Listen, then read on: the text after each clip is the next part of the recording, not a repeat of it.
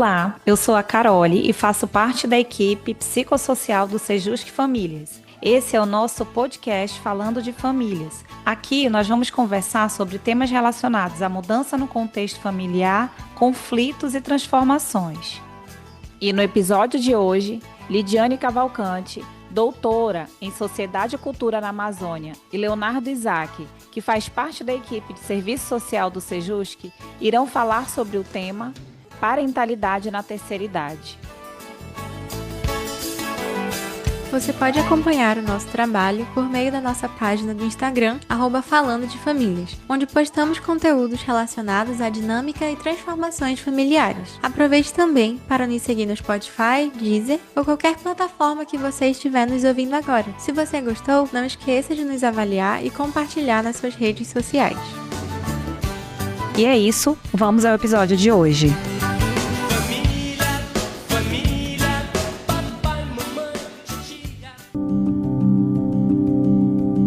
Sejam bem-vindos a mais um episódio do Falando de Famílias, o podcast que trata sobre questões de família e sociojurídicas. Eu me chamo Leonardo Isaac, faço parte da equipe psicossocial do Sejusc Famílias e hoje nós vamos falar sobre parentalidade na terceira idade. Inicio com a minha audiodescrição. Sou um homem negro de pele parda, estou usando uma camisa de tricô verde e uma calça social cinza e ao meu lado, a nossa convidada, a professora Lidiane Cavalcante. Professora, como a senhora está? Gostaria que a senhora se apresentasse para os nossos ouvintes. Então, olá, saudações a todas as pessoas que estão aí conosco acompanhando esse podcast. Eu sou a Lidiane Cavalcante, sou professora pesquisadora da Universidade Federal do Amazonas. Sou uma mulher, caracterizo como parda, de traços indígenas. Sou baixinha, tenho apenas 1,54 de altura, uso óculos redondo. Estou trajando um vestido com estampas vermelhas e brancas e um casaco de cor rosa, claro, né? E estou aqui para somar com vocês durante esse momento. Então, para iniciar o nosso episódio sobre parentalidade na terceira idade, é interessante que a gente inicie falando sobre o que é a parentalidade. A parentalidade é o conjunto de práticas, responsabilidades e atividades desempenhadas por adultos de referência. Então, são os pais, as mães, tutores ou cuidadores para assegurar o desenvolvimento pleno, a proteção e a educação de uma criança, indo além, dessa simples relação biológica ou até mesmo afetiva. O termo ele engloba dimensões emocionais, legais, sociais, incluindo a construção de vínculos afetivos, a transmissão de valores e adaptação às mudanças de cada fase de desenvolvimento infantil. Já a terceira idade, ela começa oficialmente aos 60 anos de idade no Brasil, conforme o Estatuto da Pessoa Idosa. A Organização Mundial da Saúde, ela também adota essa idade para países em desenvolvimento, enquanto nações desenvolvidas, o marco costuma ser os 65 anos. Iniciando o nosso podcast, nossa primeira pergunta é: quais são os principais desafios para as pessoas mais velhas que exercem cuidados parentais? Por exemplo, pais que tiveram filhos depois, de uma idade mais avançada, ou adotaram, ou tios que passaram a ser responsáveis pelas crianças e adolescentes depois de um tempo. Então, com relação aos desafios, primeiro é importante falar um pouquinho o que é o envelhecimento humano para a gente compreender também quais são esses desafios. O envelhecimento humano ele é um processo natural, irreversível e único.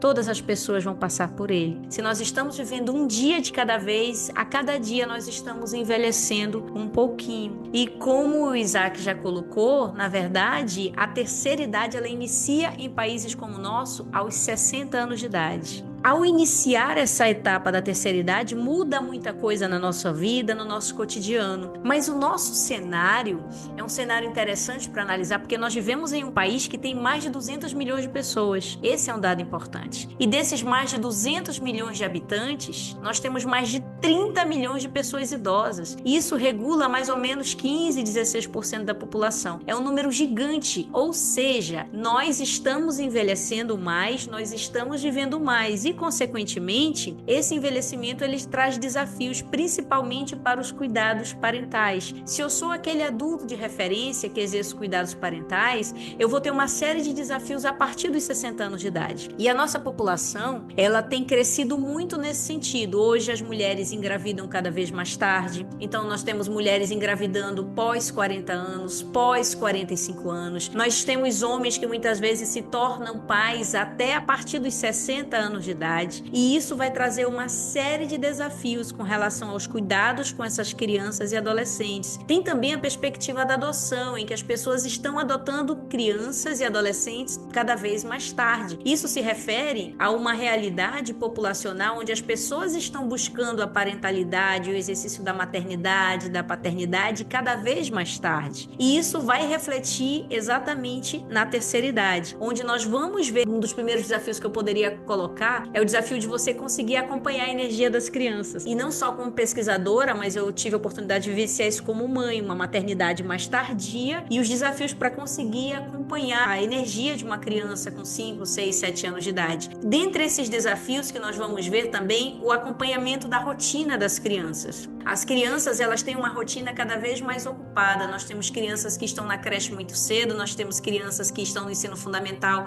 e muitas vezes precisam de um estudo até integral para acompanhar a realidade desse adulto que trabalha o dia inteiro.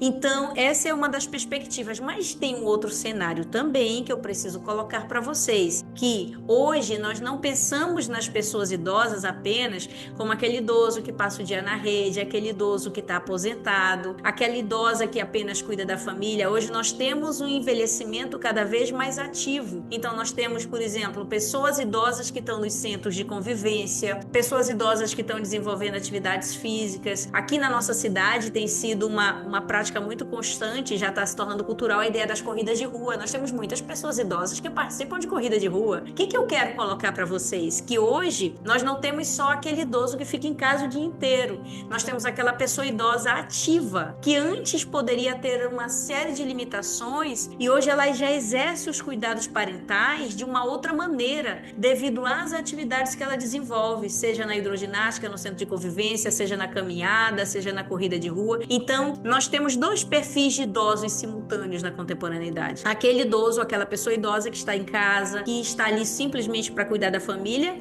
e exercer essas atividades parentais como adulto de referência para crianças e adolescentes, mas também eu tenho aquela pessoa idosa ativa, que diz, olha, eu vou ficar com meu neto somente hoje a partir das 18 horas, porque à tarde eu tenho um centro de convivência, eu tenho atividade com os amigos, eu tenho a dança da quadrilha, eu tenho as atividades culturais. Então, apesar de nós termos inúmeros desafios contemporâneos com relação ao exercício da parentalidade a partir dos 60 anos, nós precisamos também falar daqueles idosos ativos que estão exercendo a sua tarefa parental, mas a partir de uma outra perspectiva. Já não é daquela perspectiva somente da ajuda, mas é daquela perspectiva, muitas vezes, da atividade, que leva inclusive o seu neto junto quando vai dançar nas atividades socioculturais, quando vai para o bailinho, quando vai para o grupo. Então, esse perfil hoje, ele é diferenciado e ele é um diferencial para que nós possamos buscar a qualidade de vida na sociabilidade que a gente vive, né, no dia a dia que nós estamos.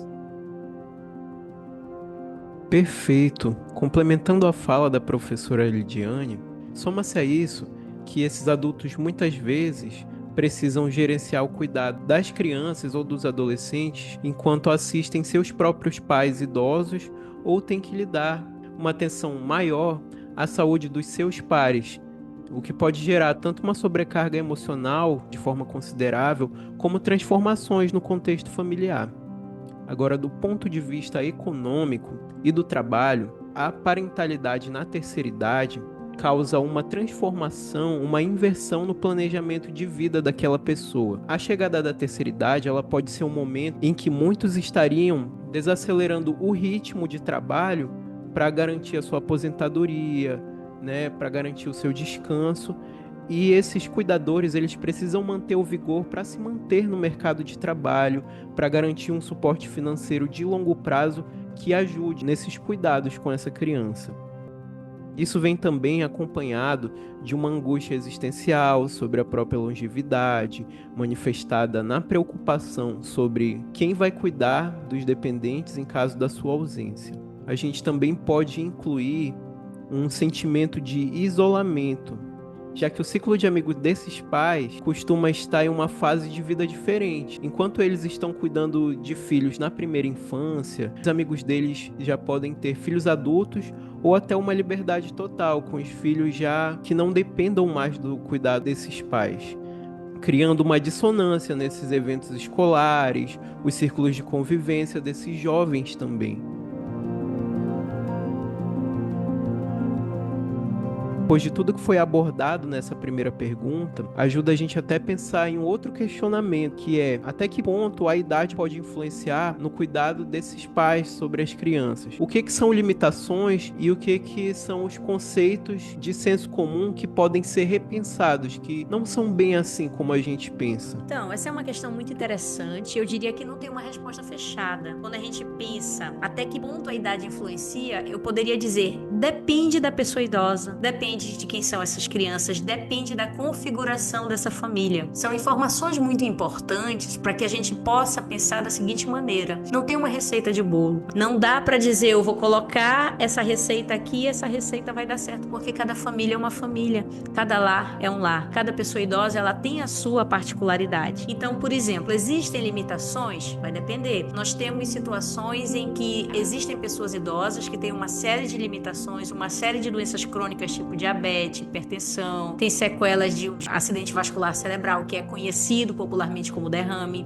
Então são pessoas que logicamente vão ter mais dificuldades e talvez elas não possam exercer essas atividades parentais com vigor. E por outro lado, nós podemos ter pessoas idosas que são extremamente ativas e que não vão exercer dificuldade nenhuma no exercício do cuidado parental. Então, para nós percebermos que a resposta é depende de quem é essa pessoa idosa e depende de quem é essa família, depende de quem são essas crianças. Por outro lado, se eu tenho uma criança neurodivergente, um exemplo de neurodivergência, criança com autismo, essa criança, se ela vai ser cuidada por uma pessoa idosa, essa pessoa idosa ela vai ter um pouco mais de desafios para cuidar dessa criança. Ou talvez ela não possa exercer esse cuidado dependendo do grau de autismo dessa criança, porque é uma criança que ela já demanda cuidados especiais, ela já demanda cuidados que são diferenciados, diferente de uma criança que não é neuroatípica, que não tem um autismo, que não tem um outro transtorno, algum outro tipo de adoecimento. Então, depende se esse idoso ele é adoecido ou não, depende se ele é ativo ou não e depende também de quem são essas crianças e adolescentes, para nós podermos definir se nós temos limitações ou não. Agora, eu diria para vocês que além das limitações, existem sim a ideia do estigma. O que é o estigma? É a marca. A gente tem uma ideia na sociedade e essa ideia ela foi construída historicamente de que o idoso ele é limitado a partir dos 60 anos de idade. É uma marca que a gente precisa tirar, porque não necessariamente ele vai ser limitado, mas se construir uma marca de que o envelhecimento na sociedade brasileira é uma coisa ruim, não necessariamente vai ser uma coisa ruim. Depende de como eu estou construindo esse envelhecimento hoje. A partir do momento que eu nasci, eu já começo a envelhecer. Então eu não posso me preocupar com isso somente a partir dos 60 anos de idade. Eu preciso ter essa preocupação ao longo da vida para que eu tenha um envelhecimento saudável. E esse envelhecimento, se ele for saudável, ele vai me dizer se eu vou ter limitações ou não. Então o envelhecimento em si, ele não é uma limitação para o exercício parental, mas depende de como esse envelhecimento está sendo conduzido, de que forma ele é vivenciado, se ele apresenta limitações, seja na saúde, seja na ausência de qualidade de vida, seja em algum tipo de problema que aquela pessoa esteja passando ou não. Mas em si, a idade, ela não é uma limitação. Mas a gente volta mais uma vez naquele ponto. Quem é aquela pessoa idosa? Qual é o perfil que ela tem, se é uma pessoa ativa, se não é? E qual é o perfil dessa família que demanda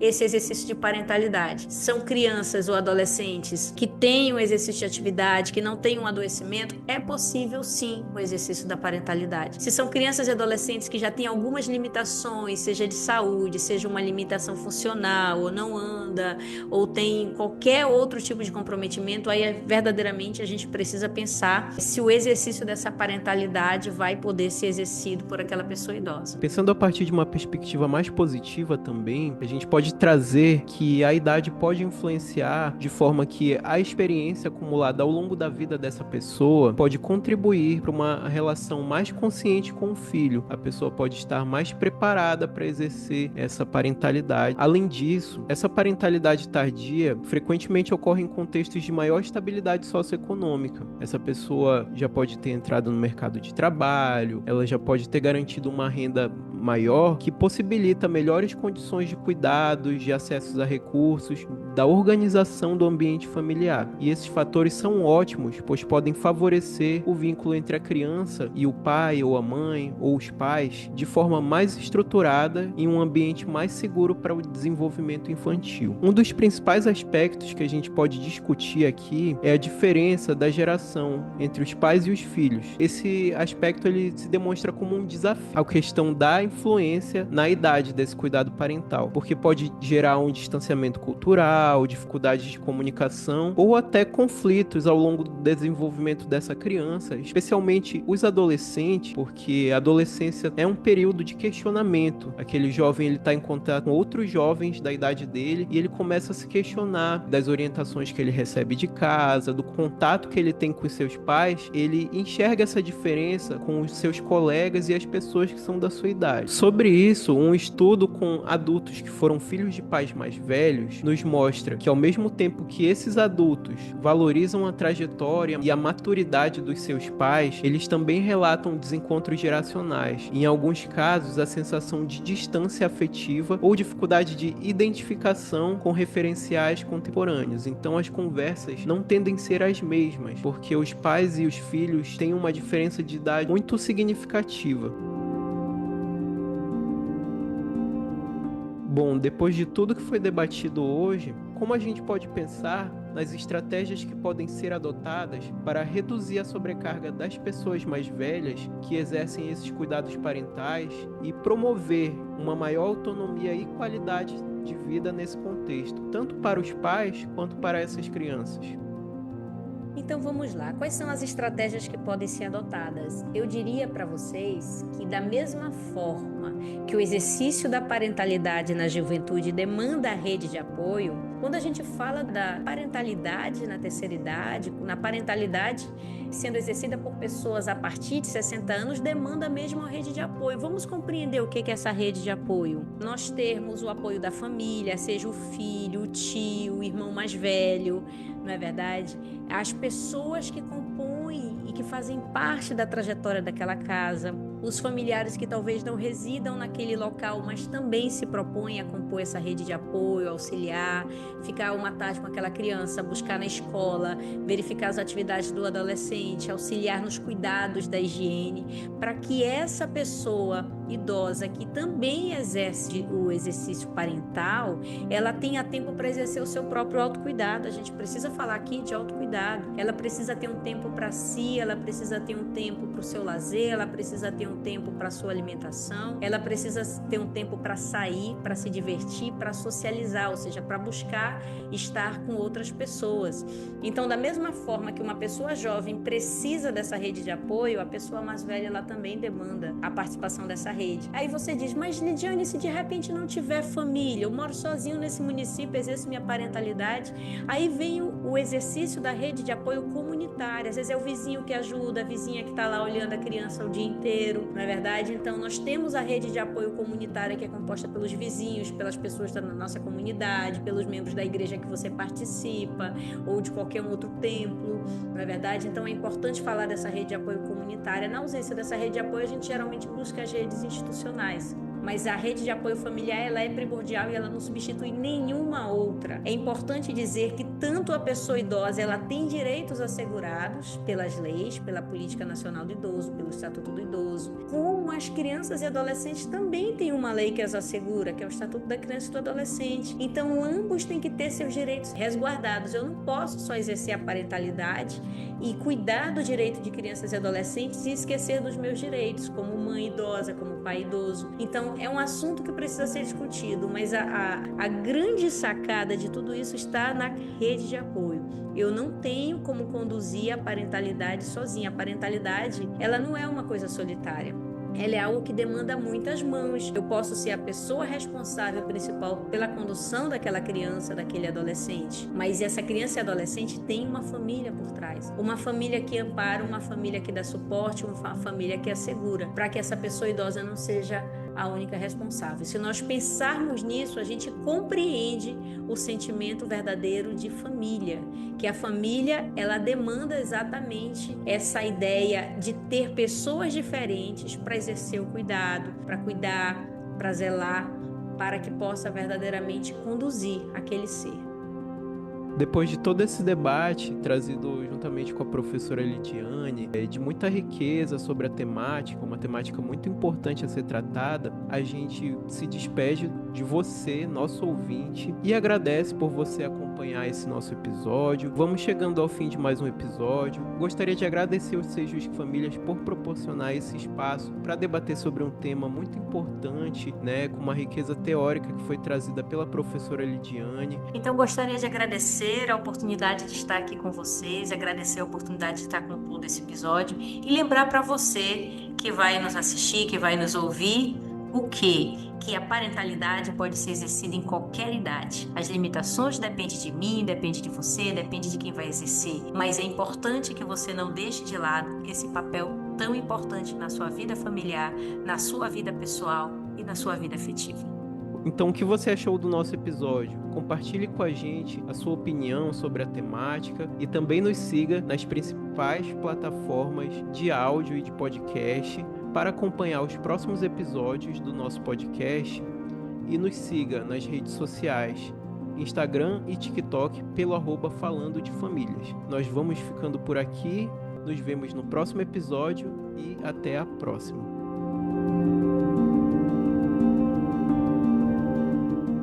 Esse podcast foi produzido pela equipe psicossocial do Sejusc Famílias, do Tribunal de Justiça do Amazonas. Para acompanhar o nosso trabalho, acesse o Instagram e TikTok @Falando de Famílias.